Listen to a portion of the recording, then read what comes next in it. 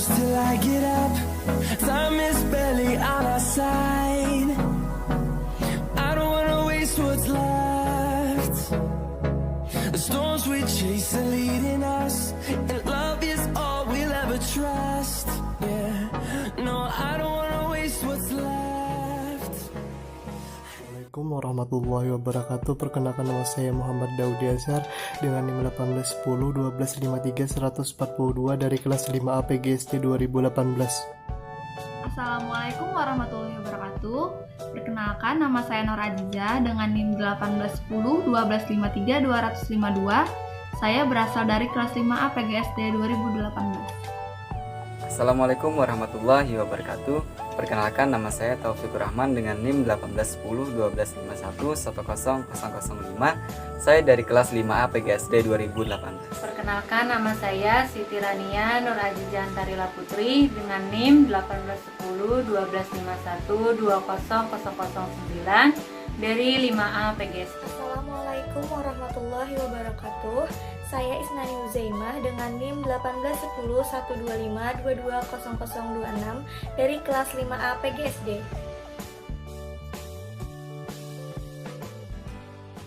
Baiklah, saya akan menjelaskan mengenai pendekatan teknologi informasi. Di abad ke-21 ini kita seolah tidak bisa lagi terlepas dengan yang namanya teknologi. Internet sudah merasuk ke dalam kehidupan sehari-hari, termasuk dalam bidang pendidikan. Pelajar dan mahasiswa banyak memanfaatkan internet sebagai salah satu sumber belajar atau learning resource, yang mana guru bukan lagi satu-satunya mereka dalam meraih atau mencari sumber dalam pembelajaran. Pembelajaran dan pendekatan teknologi informasi berbasis internet memang dapat memudahkan guru dalam mencari bahan ajar atau mengirim bahan ajar kepada para siswanya. Adanya teknologi untuk mempermudah siswa dalam mencari atau mengumpulkan informasi terkait materi yang akan diajarkan. Namun, tidak dapat dipungkiri masih banyak masalah dan keterbatasan dalam pendekatan ini. Diperlukan penyesuaian mulai dari keterbatasan guru dalam menguasai teknologi sampai tidak semua murid memiliki fasilitas yang sama atau memiliki fasilitas penunjang yang memadai. Ya, selanjutnya informasi yang dihasilkan akan ditransfer melalui jaringan atau networking ke tempat lainnya dan menghasilkan keluaran atau output yang sama berupa penerapan multimedia, aplikasi program, berorientasi objek dan berbasis web melalui media internet, dan penerapan paket aplikasi terpadu dan terintegrasi. Dengan pendekatan teknologi, guru juga dapat melakukan pembelajaran jarak jauh, contohnya melalui aplikasi video konferensi di smartphone Android atau di aplikasi komputer. Baiklah, selanjutnya ada pendekatan konseling. Bimbingan dan konseling merupakan salah satu komponen dalam keseluruhan sistem pendidikan, khususnya di sekolah, dan guru sebagai salah satu pendukung unsur pelaksana pendidikan yang punya tanggung jawab sebagai pendukung pelaksana layanan bimbingan pendidikan di sekolah tersebut. Bimbingan konseling tidak lepas dari pengaruh lingkungan. Pengaruh lingkungan fisik, psikis maupun sosial.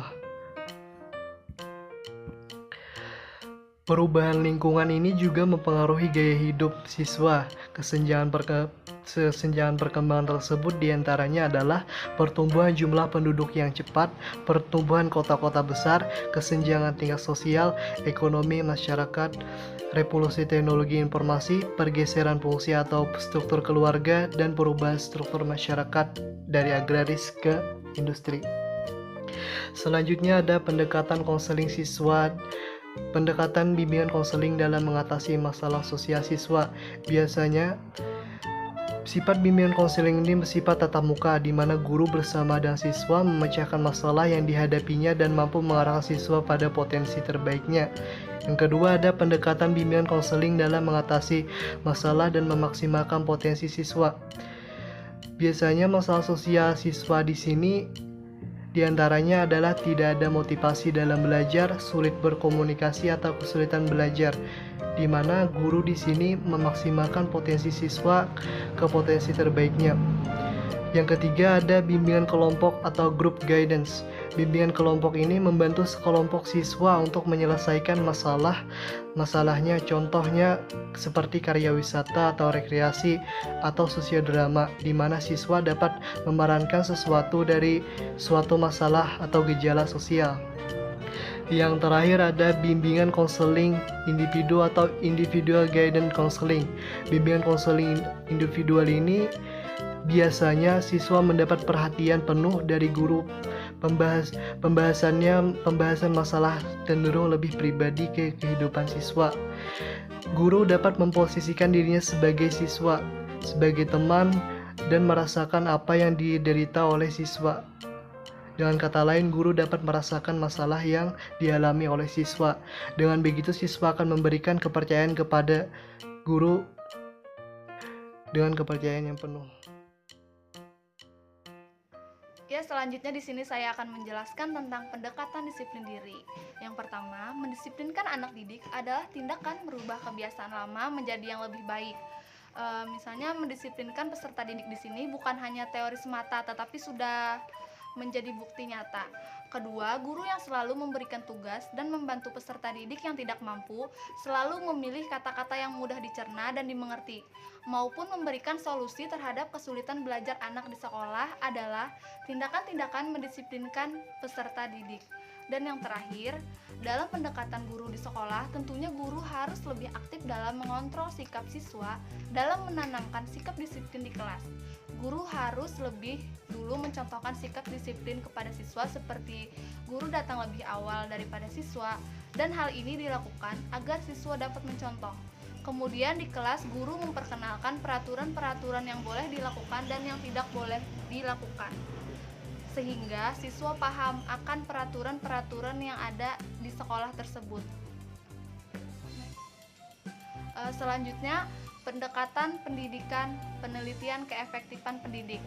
Yang pertama, untuk menciptakan tujuan pembelajaran yang telah ditetapkan dalam kurikulum, guru perlu melakukan serangkaian kegiatan pembelajaran mulai dari perencanaan, menentukan strategi, pemilihan materi dan metode pembelajaran, sampai pada penilaian. Serangkaian kegiatan pembelajaran dalam rangka mencapai tujuan pendidik tersebut sering disebut dengan pendekatan yang dilakukan oleh guru atau pendekatan pembelajaran. Dan yang terakhir, pendekatan guru adalah proses atau perbuatan mendekati yang dilakukan seseorang kepada peserta didik untuk menciptakan proses pembelajaran yang efektif dan efisien.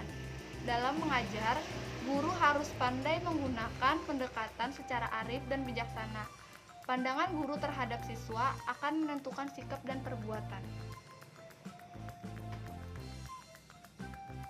Nah, di sini ada macam-macam pendekatan guru dalam pembelajaran. Yang pertama yaitu pendekatan tematik, yang kedua pendekatan individu, yang ketiga pendekatan kelompok, dan keempat pendekatan variasi, dan yang terakhir pendekatan eduktif. Sekian, terima kasih. Ya, selanjutnya saya akan menjelaskan tentang pendekatan manajerial atau instruksional. Pendekatan manajerial atau yang lebih umum dikenal dengan istilah pendekatan manajemen adalah sebuah pendekatan yang bersifat sistematis. Pendekatan manajerial ini dilihat dari sudut pandang manajemen yang berintikan konsepsi tentang kepemimpinan. Dalam pendekatan ini dapat dibedakan menjadi 3, yaitu yang pertama, kontrol otoriter. Disiplin dengan menggunakan kontrol otoriter ini yaitu guru menggunakan cara yang tegas dan keras. Yang kedua ada kebebasan liberal, yang mana siswa diberikan kebebasan untuk kegiatan semau mereka. Yang ketiga, kebebasan terbimbing merupakan kolaborasi atau kombinasi antara kontrol otoriter dengan kebebasan liberal. Jadi di sini itu siswa diberikan kebebasan namun masih dalam bimbingan atau awasan dari guru. Selanjutnya yaitu ada pendekatan instruksional. Pendekatan instruksional ini merupakan pendekatan yang berdasarkan kepada pendirian bahwa pengajaran yang dirancang dan dilaksanakan dengan cermat akan mencegah timbulnya sebagian besar masalah manajerial kelas.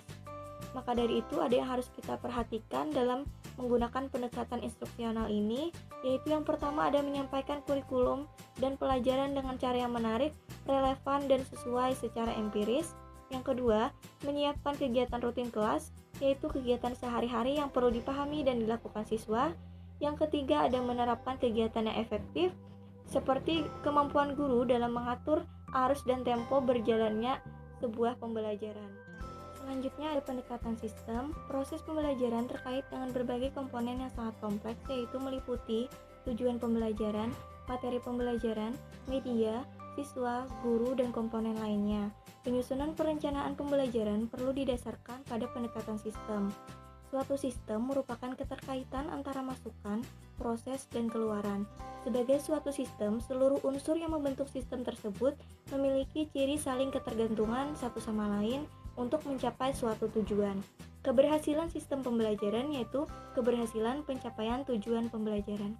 Itu saja penjelasan dari saya. Selanjutnya akan dilanjutkan oleh rekan saya. Silakan. Di sini saya akan menjelaskan tentang pendekatan lingkungan. Pendekatan lingkungan merupakan suatu pendekatan pembelajaran yang berusaha untuk meningkatkan keterlibatan para peserta didik melalui pendayagunaan lingkungan sebagai sumber belajar. Pendekatan ini berasumsi bahwa kegiatan pembelajaran akan menarik perhatian para peserta didik jika apa yang dipelajari berhubungan dengan kehidupan dan berfaedah bagi lingkungannya. Pendekatan lingkungan atau karya wisata adalah pendekatan yang berorientasi pada alam bebas dan nyata. Tidak harus selalu ke tempat yang jauh, tetapi dapat dilakukan di lingkungan alam sekitar kita atau para peserta didik. Lalu mengapa lingkungan menjadi sumber belajar?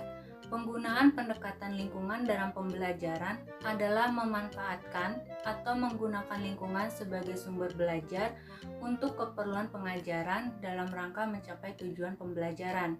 Selain itu, penggunaan lingkungan juga memungkinkan terjadinya proses belajar yang lebih bermakna sebab para peserta didik dihadapkan pada kondisi yang sebenarnya atau konkret.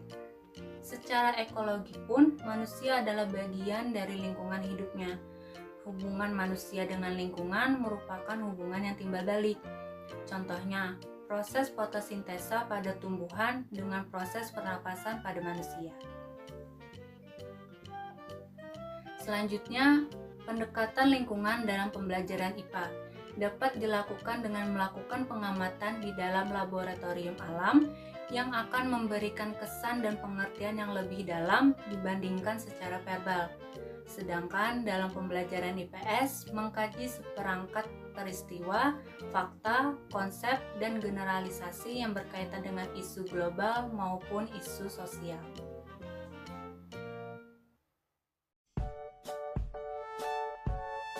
Selanjutnya saya akan menjelaskan tentang pendekatan kontekstual dalam pengelolaan kelas. Pendekatan kontekstual atau yang kita kenal juga dengan Contextual Teaching and Learning yang disingkat dengan CTL, ini merupakan pembelajaran yang mengaitkan antara materi pembelajaran dengan situasi dunia nyata siswa dan tentunya keduanya saling berhubungan dan terjadi di sekitar siswa tersebut. Nah, sehingga apa yang diharapkan dari pembelajaran adalah siswa dapat dengan mudah memahami materi pembelajaran dan dapat mengambil manfaatnya serta dapat menerapkannya dalam kehidupan sehari-hari. Pendekatan kontekstual juga diartikan sebagai suatu proses pendidikan yang mampu memotivasi siswa untuk lebih memahami makna suatu kompetensi atau suatu pembelajaran dan dapat mengkaitkannya dengan konteks pribadi, sosial, maupun budaya. Selanjutnya, menurut Muslih 2011 halaman 42, dia menjelaskan ada beberapa karakter kontekstual teaching learning, yaitu yang pertama, pembelajaran dilaksanakan dalam konteks autentik. Autentik itu artinya pembelajarannya sesuai atau relevan dengan keadaan siswa. Karakter yang kedua yaitu pembelajaran dilaksanakan dengan memberikan pengalaman yang bermakna kepada siswa. Karakter selanjutnya yaitu pembelajaran dilaksanakan melalui kerjasama kelompok, diskusi, ataupun saling mengkoreksi antar teman. Karakter selanjutnya yaitu pembelajaran dilaksanakan secara aktif, artinya siswa terlibat langsung dalam pembelajaran ataupun terlibat aktif dalam pembelajaran. Yang selanjutnya yaitu kreatif, artinya pembelajaran ini dapat mengasah pemikiran atau kreativitas siswa. Selanjutnya ada produktif dan mementingkan kerjasama. Karakter terakhir yaitu pembelajaran dilaksanakan dalam situasi yang menyenangkan, sehingga dapat menumbuhkan semangat dan antusias yang besar dari siswa untuk mengikuti pembelajaran. Nah, itu tadi penjelasan saya dan juga teman-teman saya tentang materi beberapa pendekatan dalam pengelolaan kelas. Saya mewakili teman-teman saya, mohon maaf jika terdapat kesalahan. Saya akhiri, wassalamualaikum warahmatullahi wabarakatuh.